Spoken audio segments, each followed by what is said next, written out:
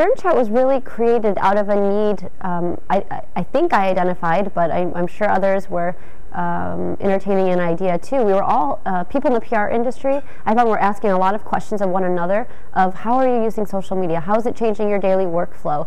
And then I was following journalists on Twitter, and I saw they were asking questions among one another, and then I found a crossover of other PR people and journalists who were asking questions, and then to bloggers on how is this all getting thrown in the mix.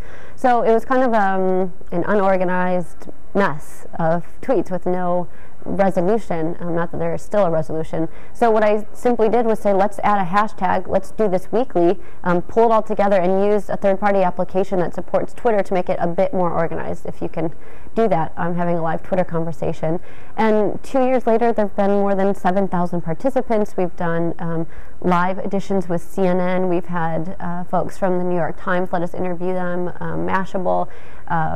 We've just had a lot of really fun things. The community has grown. They're very, very engaged, and Monday after Monday we have about 200 to 250 people who are there chatting away.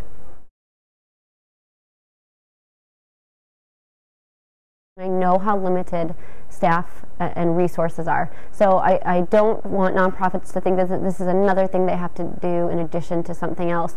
But many times for causes or events or campaigns, it really is great if you find people who are brand ambassadors or people who are really your supporters, or if you have a large volunteer base, to mobilize them through social media or to allow them to help spread the word more easily through social media.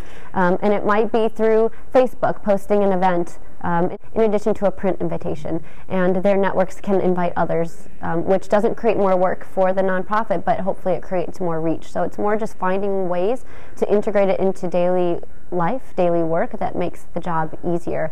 And that's not even getting into participating fully online. This is just about utilizing some of the tools in addition to your daily tasks.